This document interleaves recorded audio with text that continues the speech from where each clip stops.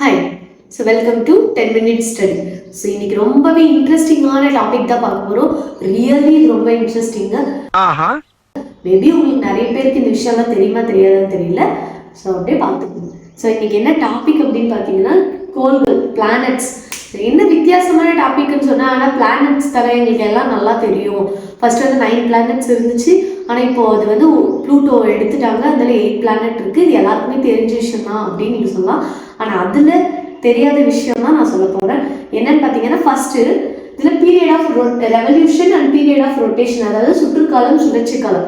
So அப்படின்னா என்னன்னு பார்த்தீங்கன்னா, பீரியட் ஆஃப் ரெவல்யூஷன்னா ஒரு பிளானட் இந்த சன்னு சுற்றி வர்றதுக்கு எவ்வளோ டைம் எடுத்துக்குதோ அது வந்து பீரியட் ஆஃப் ரெவல்யூஷன் சொல்லுவோம், அதாவது சுற்றுக்காலம். சுழற்சி காலம் பீரியட் ஆஃப் ரொட்டேஷன் அப்படின்னா என்னென்னா, ஒரு அந்த பிளானட் தன்னை தானே சுற்றிக்கிறதுக்கு அந்த ஒரு டைம் வந்துட்டு அதுவே சுற்றிக்கிறதுக்கு எவ்வளோ டைம் எடுத்துக்குதோ அதுதான் பீரியட் ஆஃப் ரொட்டேஷன் அப்படின்னு சொல்கிறோம், சுழற்சி காலம். ஸோ இப்போ நம்ம எர்த்து ஒன் டைம் வந்து அதுவே ஆட்டோ ரொட்டேட் பண்ணுறதுக்கு எவ்வளோ டைம் எடுத்துக்குதுன்னு பார்த்தீங்கன்னா 23 hours 56 minutes. ஸோ அதுதான் நம்ம 1 டேன்னு சொல்கிறோம். ஸோ உங்களுக்கு எல்லாருக்குமே தெரியும் 1 டேன்றது வந்துட்டு 24 hours அப்படின்னு சொல்லிட்டு. ஸோ எக்ஸாக்டாக 24 hours கிடையாது, 23 hours and then 56 minutes தான். ஓகே, ஸோ அதுதான் நம்ம 24 hours அப்படின்னு சொல்லிட்டு சொல்கிறோம். ஸோ இது நமக்கு 1 டே. இதே மாதிரி மற்ற பிளானட்லலாம் 1 டேங்கிறது எவ்வளோ இருக்கும்? ஸோ அதை தான் நம்ம இப்போ பார்க்க போகிறோம். ஓகே, ஜப்பான்கார என்னென்னமோ கண்டுபிடிக்கிறா, நான் எதை கண்டுபிடிச்சிட்டு வந்துக்குது. ஃபர்ஸ்ட் பாத்தீங்கன்னா மெர்க்யூரி, அதாவது புதன். ஸோ அங்க பாத்தீங்கன்னா 58.6 என்ன இன்னைக்கு ரொம்ப ஜாம் ஆகுது. 65 days வந்து அது எடுத்துக்குதான் 1 டேக்கு. அதாவது 1 டைம் அது ரொட்டேட் பண்றதுக்கு அவ்வளோ டேஸ் எடுத்துக்குது. இப்போ நம்ம இடத்துல 58.65 days தான், புதன்ல பாத்தீங்கன்னா 1 டேவும். ஓகேவா? ஸோ இது வித்தியாசமாக தானே இருக்குது. நெக்ஸ்ட் பாருங்க, வீனஸ், வெள்ளியில் எவ்வளோ அப்படின்னு பார்த்தீங்கன்னா 243 days எடுத்துக்குது. ஸோ நம்ம இடத்துல ஆல்மோஸ்ட் 243 days அப்படின்னா இயரே வந்து ஒரு முக்கால்வாசி முடிய போகிற ஸ்டேஜ். அவ்வளோ டேஸ் தான் வந்து பார்த்தீங்கன்னா வெள்ளி ஒரு டைம் சுற்றுறதுக்கே எடுத்துக்குது. அப்போ அது அவ்வளோ ஸ்லோவாக சுற்றுதுன்னு பாருங்கள். நெக்ஸ்ட்டு பார்த்தீங்கன்னா பூமி. ஸோ நம்மளோட எர்த்து. ஸோ எர்த்து உங்களுக்கே தெரியும் 23.93 hours. ஸோ அதுதான் நான் சொல்லியிருக்கேன், 23 hours and then 56 minutes. ஓகேவா? நெக்ஸ்ட் பார்த்தீங்கன்னா மார்ஸ், அதாவது செவ்வாய். ஸோ இதில் பார்த்தீங்கன்னா 24.62 hours எடுத்துக்குது 1 டைம் ரொட்டேட் பண்ணுறதுக்கு. ஓகே, இது வந்து நார்மலாக கிட்டத்தட்ட நம்மளோட ஈக்குவலில் தான் இருக்குது. நெக்ஸ்ட் பார்த்தீங்கன்னா ஜூபிட்டர், வியாழன். ஸோ இருக்கிறதுலே இது பிக்கஸ்ட் பிளானட்.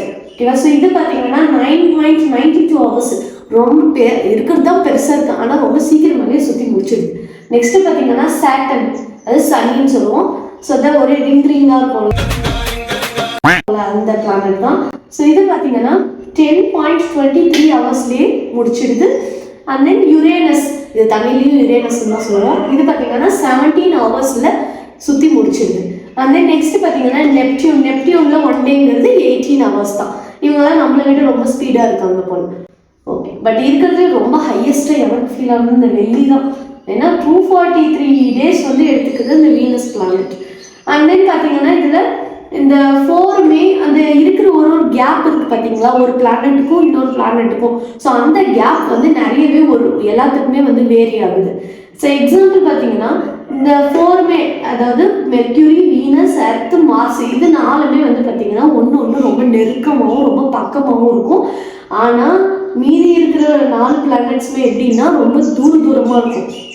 இப்போ சாட்டர்னுக்கும் யுரேனஸ்க்கும் இருக்கிற தூரம் பார்த்தீங்கன்னா அந்த எர்த்துக்கும் மார்ஸுக்கும் இருக்கிற தூரத்தை விட ஒரு 20 times அதிகமாக இருக்கும். அவ்வளோ தூரமாக வந்து இருக்குது அப்படின்னு சொல்லிட்டு சொல்கிறாங்க. அண்ட் தென் இது இந்த 4 பிளானட்டுக்கு ஜூபிட்டர், சாட்டர்ன், யுரேனஸ், நெப்டியூன் 4மே என்ன பண்ணுறாங்க அப்படின்னா இது வந்து அவுட்டர் பிளானட்ஸ்ன்னு சொல்கிறாங்க, அதாவது வெளிப்புற கோள்கள் அப்படின்றாங்க. இந்த 4மே வந்து பார்த்தீங்கன்னா உட்புற கோள்கள், இன்னர் பிளானட்ஸ் அப்படின்னு சொல்லிட்டு சொல்கிறாங்க. ஓகே, ஸோ இப்போ இந்த நம்ம அவுட்டர் பிளானட்ஸ்ன்னு சொன்னோம்ல, அதாவது வெளிப்புற கோள்கள், இந்த 4லையுமே பார்த்தீங்கன்னா ரிங் இருக்கும். அந்த பிளானட்டை சுற்றி அந்த வளையங்கள், அந்த ரிங்கு வந்து இருக்கும். அந்த ரிங்கு ஃபுல்லாக எதனால் ஆனதுன்னு பார்த்தீங்கன்னா அந்த பனினாலையும் ப்ளஸ் பாறை துகள்கள், ஸோ அது மிக்ஸ் ஆகிட்டு தான் அது அந்த ரிங் வந்து ஆயிருக்கு அதனால அப்படின்னு சொல்லிட்டு சொல்கிறாங்க. நெக்ஸ்ட்டு பார்த்தீங்கன்னா இந்த வீனஸ், அதாவது வெள்ளி, இதை வந்து நம்மளால் நார்மலாக நம்ம வானத்திலேயே பார்க்க முடியும். எப்போன்னு பார்த்தீங்கன்னா மார்னிங் நல்லா அதிகாலை டைமில் ஈஸ்ட் சைடு பார்க்கலாம், ஈவினிங் வெஸ்ட் சைடு பார்க்கலாம். ஸோ அதே மாதிரி புதனை சன் வர்றதுக்கு முன்னாடியே ஈஸ்ட் சைடு சம்டைம்ஸ் நம்மளால் பார்க்க முடியும்.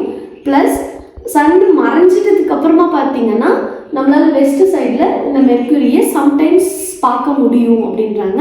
அதே மாதிரி 2003 வருஷம் ஆகஸ்ட் 27 பார்த்தீங்கன்னா இந்த செவ்வாய் மார்ஸ் வந்து பூமிக்கு ரொம்ப கிட்டவே வந்திருக்கு. ஸோ எல்லாரும் அதை வந்து வெறும் கண்ணாலே அப்படியே ஈஸியாக பார்த்துருக்காங்க அப்படின்னு சொல்கிறாங்க. ஆனால் நான் பார்த்ததில்லை. நீங்கள் யாராச்சும் பார்த்துருந்தீங்கன்னா சொல்லுங்கள். ஸோ இது இந்த வீடியோ அவ்வளோதான். நெக்ஸ்ட்டு பார்த்தீங்கன்னா இதோட பார்ட் 2 நாளைக்கு நான் அப்லோட் பண்ணுறேன். ஓகே, தேங்க்ஸ் ஃபார் வாட்சிங். தேங்க்யூ.